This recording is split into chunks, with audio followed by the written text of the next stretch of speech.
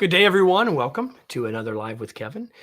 Today on a Tuesday. You might be familiar with these happening on Monday, but we have them on different days of the week based on my availability, our guests' availability, etc. So regardless of whether this is your first time or your 21st time with us, I'm glad you're here. And wherever you are, here's what I'd like you to do. I'd like you to hit the comments in whatever social platform you're in and just say hello. Tell us where you're listening and watching from. I'd love to know that. And I know my guest would as well. We'll get to her in a minute. While you're here, I want you to imagine that we are all in the same room, which we're not.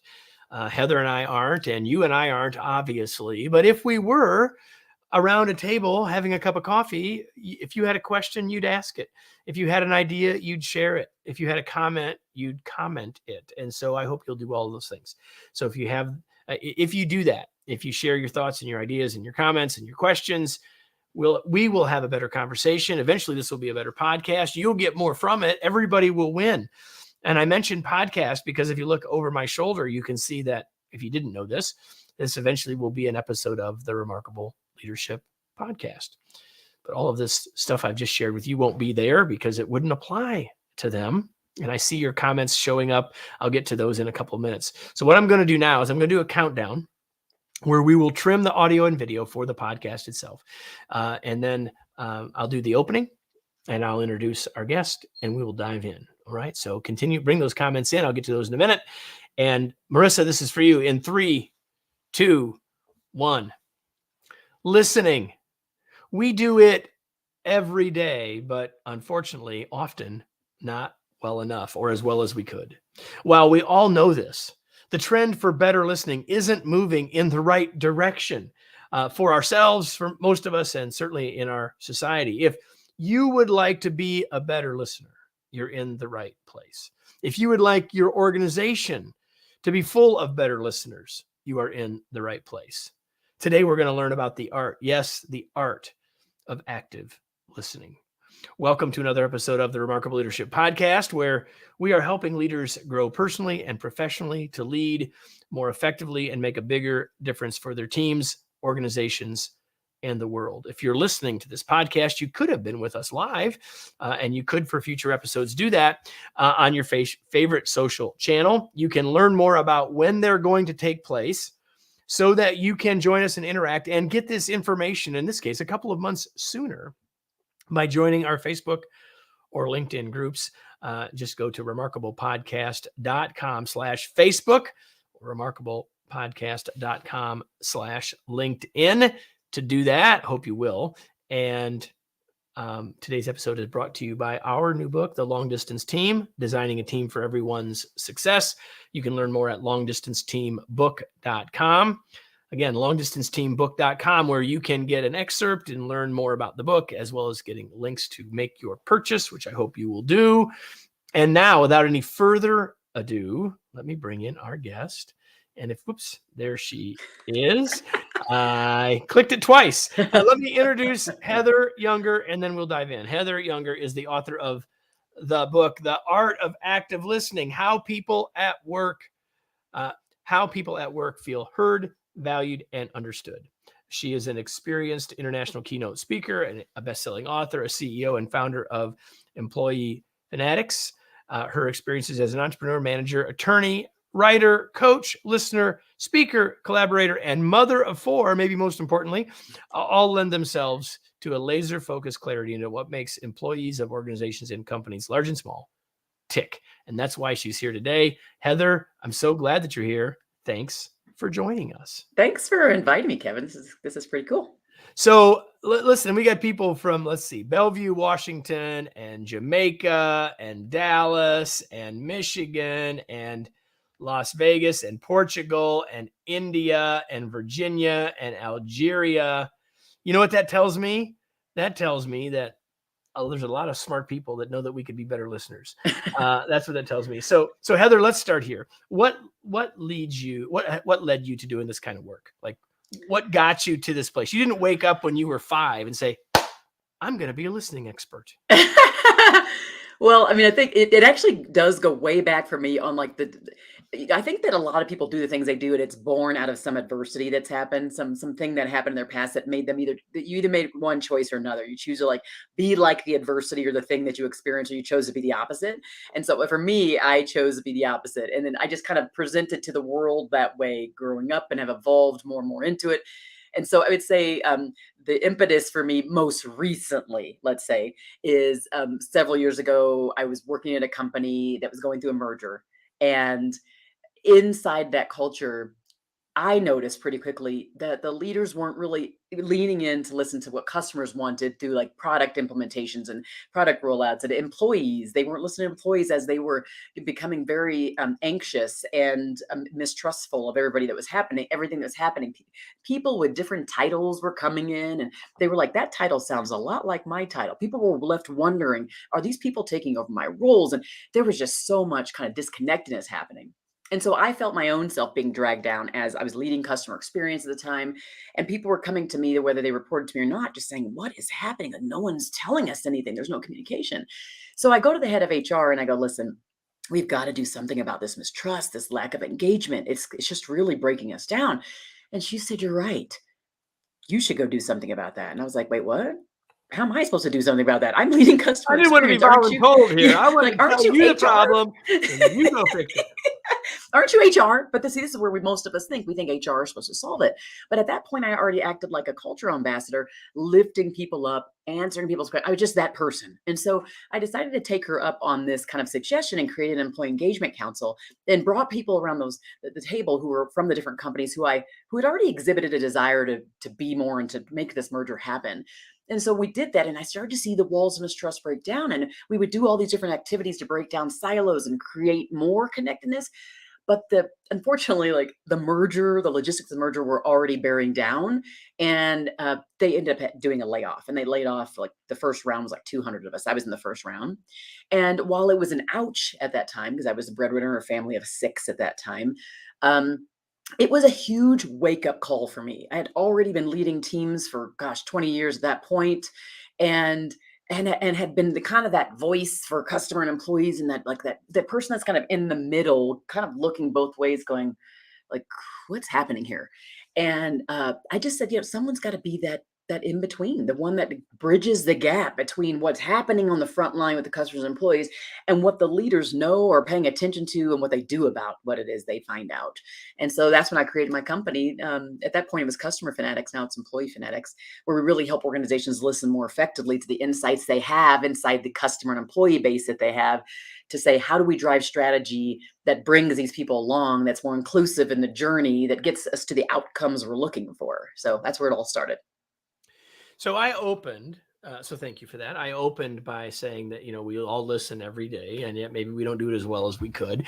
Um, and and so we all know about listening, and we've all heard the phrase active listening. But that's at the forefront of the title of your new book, The Art of Active Listening. So, like a lot of phrases, I think we sometimes need to pump the brake and say, like, what do we mean? So you wrote the book. So you tell us what you mean when you say active listening. What does active listening mean? We're going to get into this, your cycle and all that in a Yep. second. But like, how would you define, how is active listening different from listening? Yeah.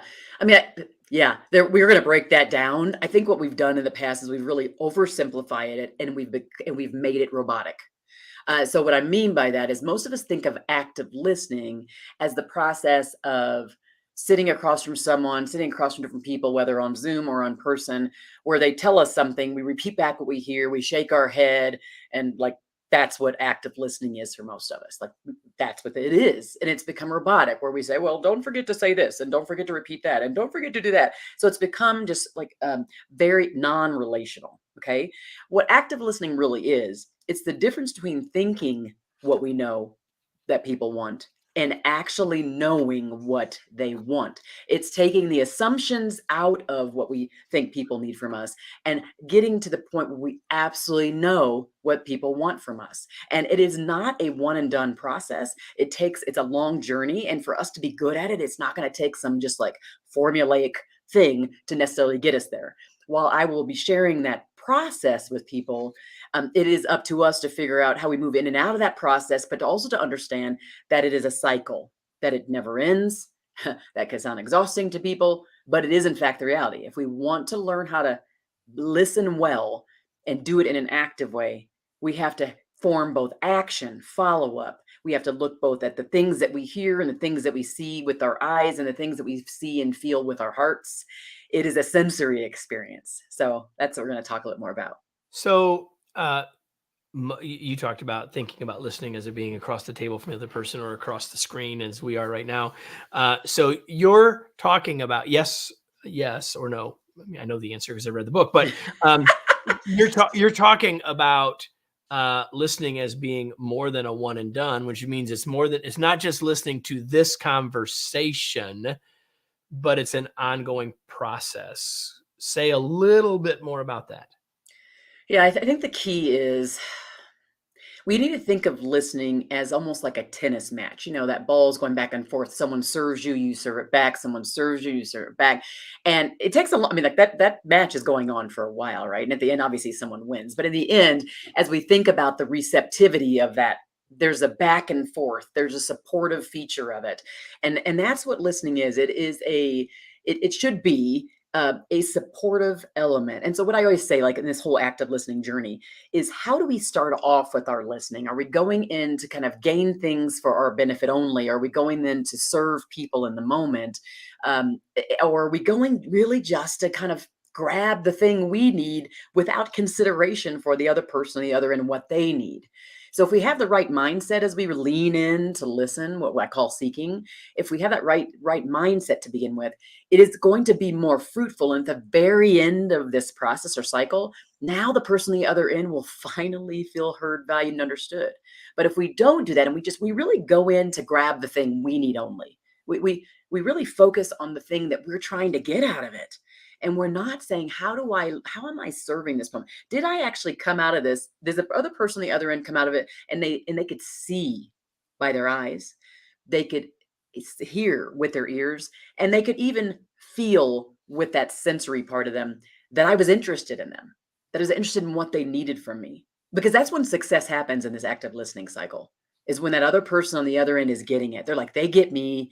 I see they're getting me. I see there's interest in me. Okay, now the listening's good. Yeah, we talk about that as the difference between transaction and interaction, right?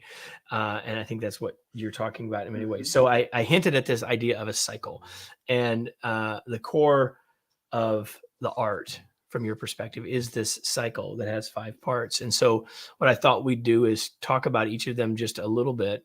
We don't have time to unpack them. I'm talking with the in depth, obviously. I'm talking with the author of the new book, The Art of Active Listening, Heather Younger. You can see her there, and if you're watching, you can see the book right there. It is. It's all there. How people at work feel heard, valued, and understood. So there's a cycle, and so let's talk about the steps. The first step being recognizing the unsaid. How am I supposed to listen to what they didn't say? Well, I think the key is often what happens. I don't know the exact stats on it, but it's pretty big. It's always like 70% of communication is nonverbal, right? And so a lot of the things that are happening in our environment, as we think about, it doesn't have to be someone who manages people, but it could just be anybody. And there's a lot of stuff that's happening in our environment as we walk through it, whether we walk through it physically through a building, or as we're interacting with people in Slack, or as we're interacting with people in text, or there's these things happening, and there's these things that are not being said. And if we're not courageous enough and curious enough to like lean in with sets of questions that like bring more out, we're missing a lot of things. There's like a lot of blind spots. But we have to really be paying attention with our eyes and our hearts to be receptive to what might be happening. And it could be something that's not like we don't know the answer to, and it makes us uncomfortable. So that's what the recognizing unsaid is. It's looking at the nonverbal cues. It's recognizing what we are sensing in an environment. And I think a lot of us can sense, a lot of us sense and ignore what we sense. But it's saying, I'm not going to ignore what I'm sensing. I'm going to be more open to what I sense and the things that I notice that aren't being said. Because if I don't do that, the blind spots are rampant. And we can't even get to the next step of understanding and listening to really say, how do we really understand what's happening here? So recognizing the unsaid requires that we kind of peel away that need to move fast, get through checklists, and to say, what's happening here? And pause enough to say, huh, I'm sensing something's off with this person, with this environment, with this team, with the culture. And I am going to be more curious now and I'm going to lean in. But you can't even do that until you say, well, you're saying you recognize there's a deficiency or something. So you said something at the start of this just now that I thought was really interesting. You used two words, curious and courageous.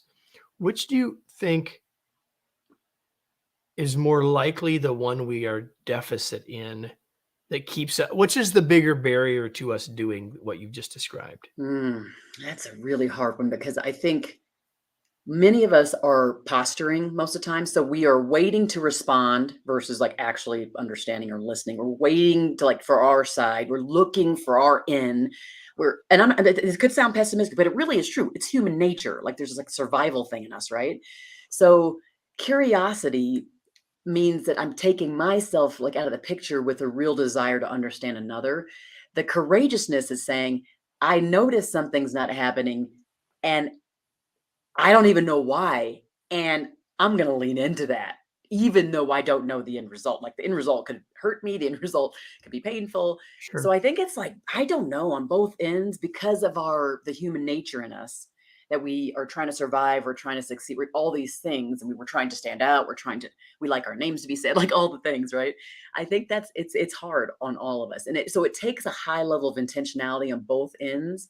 It takes a high level of self-awareness and this need to pause for us to do well on any of these things. So be open to, recognize, pay attention to what's not being said, the nonverbal part of what's going on, so that we can do step two. So tell us about, excuse me, tell us about step two. When we think of seeking to understand, we think of this like this is what we think this step is listening. Just this step alone. We think this step is listening. So I'm sitting across right now. You are on here, and you're asking me questions, and I'm listening to you, and I go, oh gosh, and what I heard you say, Kevin, was this.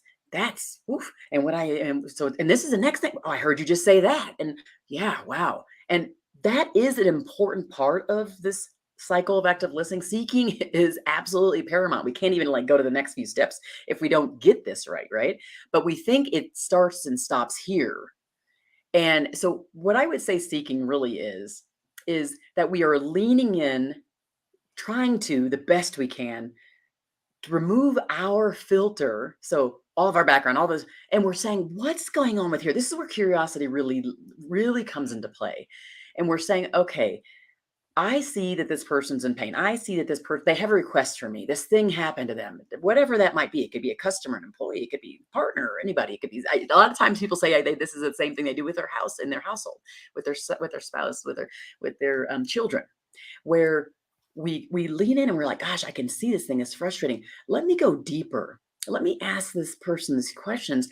And instead of what I say is, instead of parroting back to the person exactly what it is they said to me, which can be super frustrating, I'm going to paraphrase it, but I'm also going to tell them back what I'm seeing and what I'm sensing. And I want them to sniff test whether I'm accurate. So someone could be coming to me and they could be, seeming really frustrated about something. And they may tell me something and I may say, gosh, thank you, Kevin, for sharing that. I can see how all of those things that happened with your sister and the things they're happening at work. And I can see how all of this is just piling up on you and it's making you feel frustrated. Okay. I'm the thing I'm doing is not parroting. They can see I'm getting them because I'm giving back to them the entire sensory experiencing of the seeking. And I'm seeking for their good. I'm seeking to dig in and find out what their truth is, not what my truth is. I may have to use some of my truth, some of my context to get to their truth, but in the end, I'm digging and I'm seeking for their truth because I can't solve for anything that they need from me. I can't even get the outcomes I'm looking for if I am not seeking their truth because I can't even land on the solution for them. I'm landing on my solution for me. So that's where the seeking becomes more fertile, more fruitful, because I'm really leaning in for their benefit. Don't parrot, pause, summarize, and make sure you take into consideration their emotional state as they talk to you, as they make a request from you. And that's how you'll be more fruitful in the seeking phase. Don't parrot, paraphrase, but do more than just paraphrase, right? Now you've just said all of what we think listening is, but you say, whoa, whoa, whoa. Kevin, we're only 40% of the way there. So step like, and everyone's saying, hey, It's this true. was already hard, Heather. Come on now.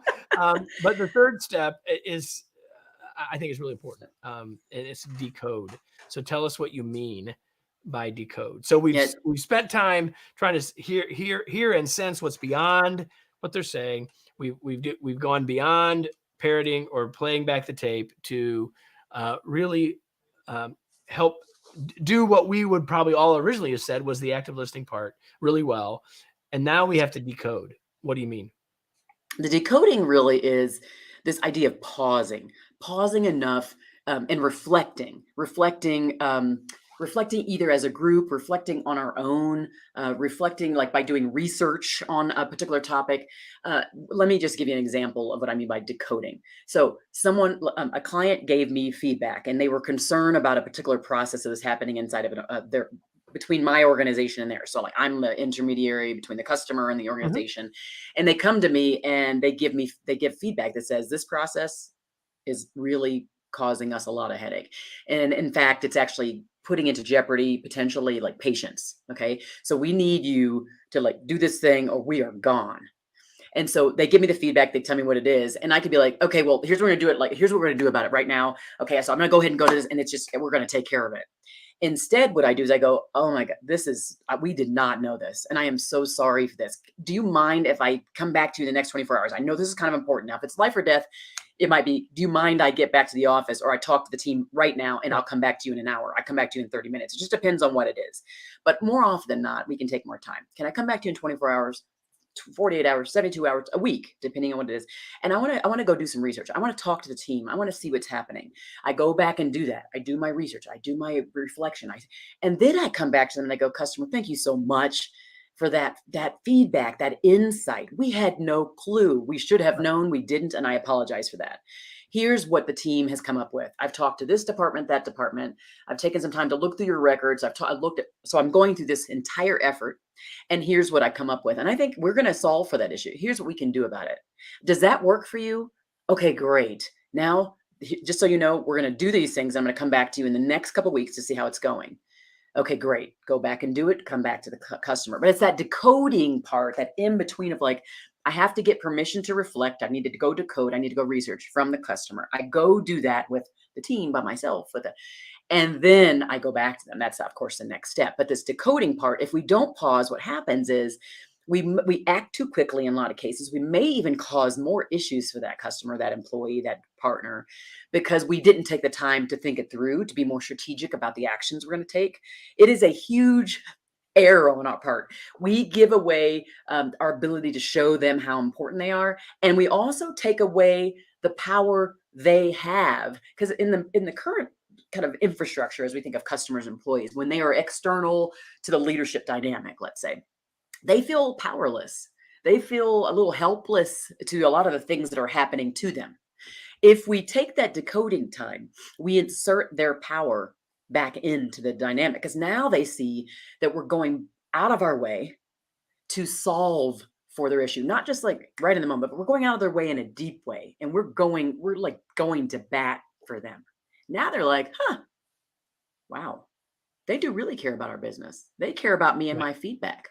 It's a powerful cycle on that Heard, decoding part. valued, understood, right? Yep, They feel exactly. those things. And Absolutely. I think the other thing is, and you and I are in similar-ish businesses, and so sometimes people, the way they frame the problem as they see it, it ends up being a symptom and not actually the root cause, which is another reason why if we will if we ask for and are granted the time to step back and do it, we will like almost assuredly come up with a better solution and all of the other good stuff that we're talking about. But it does lead us to the next part. Like you almost couldn't keep yourself from saying the next part. Yep. So go ahead. Step 4 in the It, cycle is it's act. And I think, there's some of us that do action better. Where we mostly, there's two areas we mostly fall down on. And I think it really is decoding in the final step, which we'll talk about. But the decoding part is absolutely critical. And what will happen often is we get feedback, we get a request, and we go straight to acting.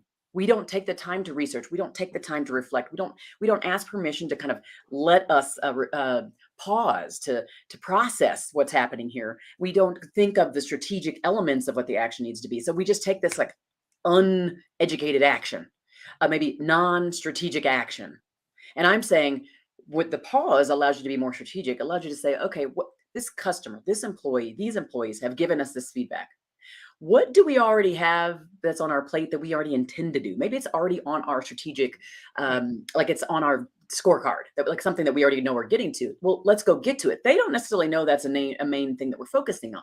It could be that it's something we didn't have on there and we needed to, and it serves the bigger, broader audience. Right. So we have to just be more strategic in when we're thinking about the action. We don't need to act on everything, because people always ask me that. Oh my gosh, this cycle is like exhausting. I can't act on everything. Who has time for that?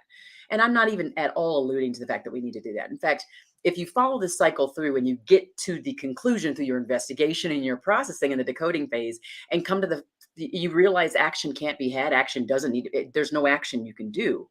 Often they'll see that you went through the motions of researching it on their behalf, and they'll be like, okay. Or sometimes you get to come back to them with, I can't do the thing you requested, but here's an in-between point. Here's an in-between Right. place, a compromise we can do. And again, still valued, heard, Yeah, understood, absolutely. right? Which is sort of the subtext that we're after here. So the last step is then to close the loop. So talk for just a second about that last step. If we did act, if there was action to take, then we close the loop. What does that look like? Well, to be honest, you close the loop, period. So you close the loop because you're either closing the loop. Closing the loop just means this: you, after they've given you feedback, a request, a suggestion, something like that. Now you're taking that time to reflect, right? You have to go back to them, even if it's a no. You have to go back. If it's a no, you go back and say, "Oh my gosh, customer. Oh my gosh, team member. Oh my gosh, team. I went to look at all the things you said. We did find we found some truth in this thing right here, and we're going to do something about that. But these three things right here, after we looked at it, we investigated this. We spoke to these three stakeholders. What we discovered is this was the issue. This wasn't the issue. What we discovered was, while this is an issue, it doesn't cause as much whatever that is in the back end, the front end. I'm being general because it completely depends on the issue. I say that the decoding part really is kind of like the data seeking. We're seeking the data, whether quantitative or qualitative. The data could be like what we're sensing, what we're feeling from the interaction. So again, it's still data. So we're doing that part to inform our next step. So when we go to close the loop, we have that kind of line of thinking of the advocacy that we did on their behalf along the way, where they go, okay, I see they care about me. I see they care about my feedback. They went through all of these things and they came up with this conclusion, which is like, maybe they can't do this thing. But they also came up with a compromise, which is obviously the better place to end when you go close the loop. So you just go Right. back to them and say, we can't do that thing. Thank you for the feedback. I've done all these things, and here's what's happened. The other thing is, the closing the loop doesn't happen just once.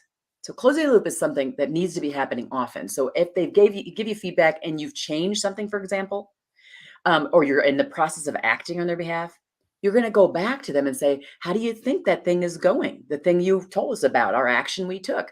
How do you think? Here's another thing we did based upon your feedback. So this would be like an employee survey. It could be some listening sessions or roundtable. It could be a one-on-one thing where they give you different pieces of feedback. And you have to you're like taking action over a year's time, 2 years' time. You want to close a loop pretty periodically so that they don't forget that you heard them, that they don't forget that you are advocating for their voice.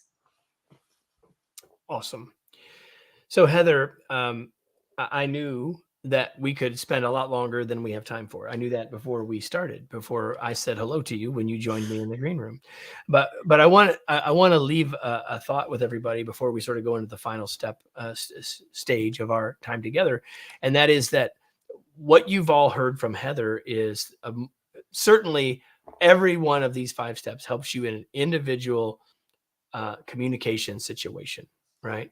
But she's also putting this in the bigger picture of ongoing relationships, be it with customers, be it with team members, being as a coach with a client, be that with a member of your family, whatever it is. And so I hope that you will think about this not only in terms of greater depth, but in terms of different levels and ways of thinking about listening. And I hope I represented that well, Heather.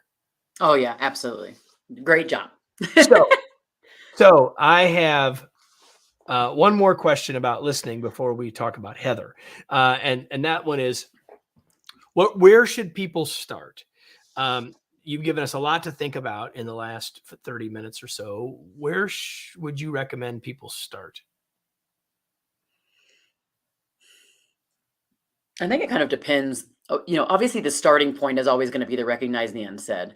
So, the cycle is linear and continuous. So it's like circular, but it really is like it follows this mark. Now, often what might happen is you realize, let's say you're thinking right now at the top of your head that there was an interaction or something that happened the other day, and you did those things. You noticed something, you leaned in, understand, maybe you even reflected, maybe you took action, you didn't close the loop. Well, go back and close the loop. It's never too late. You can still go close the loop now. So sometimes you can take it out. You don't have to you don't have to feel like you've done it wrong or slap yourself for what you did in the past. Just evaluate your interactions, see if there's a way to go back. If not, you start from today and going forward. You don't say, oh, yesterday I sucked at this. You say, okay, today I'm choosing a different path. So I would say that's that. Start with where you're at. Start with what best suits you. If there are places you can go back to close the loop or act, go do that. But in the end, start from like today going forward and just do your best. Awesome. So it's clear that you love your work and are passionate about what you do. But I want to know what, not listening, not working. What do you do for fun? Wow. I have 4 children, as we said earlier, and I would say my most fun is just being with them. I call them my crew. I like being with, working out with them or like going on walks with them, going to movies with them. I just like hanging out with my kids. That's probably my most fun. All right, cool. And the only thing you knew I was going to ask you is this, which is, what are you reading these days, or what's something you've read recently? I just started to read "Discover Your Fair Advantage" by Sylvie Giusto. I always mess up her last name, and it was a thick old book. I should have brought that out here to show you, but it's one of those books. It's a reference book, and it talks about how like ways that we can advance our career, but ways we can kind of differentiate ourselves and find out the ways and discover the ways that we stand out and how we can utilize that for our best good, really. So, "Discover Your Fair Advantage" by Sylvie. Discover your unfair advantage. Is that what you said? No, no, discover your fair Fair advantage. advantage. Thank Yeah, you. what's your advantage? What's your thing that sets you Discover apart? your fair Fair advantage. advantage. Yeah. You got it. We will have that in the show notes, everybody. And so now the question that you most wanted me to ask, Heather, where can we learn more? Where do you want to point people? Where can people get a copy of this book? Where do you want to send people? Because they've seen how brilliant you are, and now they want to be connected with you. Where do you want to send them?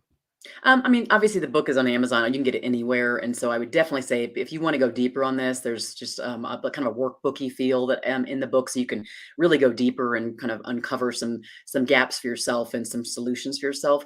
And then I would say LinkedIn is probably the best way to just follow me. I do put a lot of stuff out there, and my website he already put up there, which is heatheryounger.com or employeefanatics.com. But I have 3 websites, so it's hard to keep track of me. But I would say if you did LinkedIn, you would be able to at least find me and then find out where you can follow me in other areas. heatheryounger.com, employeefanatics.com. Yep. And now a question. You're almost done, Heather, but everybody else, now you're on the hook. The question I have for you, as I ask you every single episode, is now what? What action are you going to take? You got all sorts of practical ideas from Heather. And while she has a cycle, her point about where you think about a relationship you're in, think about a communication cycle that you're in, and where and what do you need to do next? What ideas did you get that you want to go apply? It's one thing to be inspired by this conversation. It's wonderful if you found like that was useful, but that is only intellectual. The only way anything changes if you go take action. So the question is, now what? What did you get? What action will you take as related to what you got? Because if you do that, then and only then will this be as valuable to you as it could have been. Think about this as an opportunity to continue to improve and grow. Heather, thank you so much for being with us. It was a pleasure to have you. Thank you so much for having me on. This is great. Got me going for my day. And there you go. And everybody, we can get you going every week with another episode of the Remarkable Leadership Podcast. And if you're just now joining us, there's 300 and some episodes. You can go back. Like, you got one a day.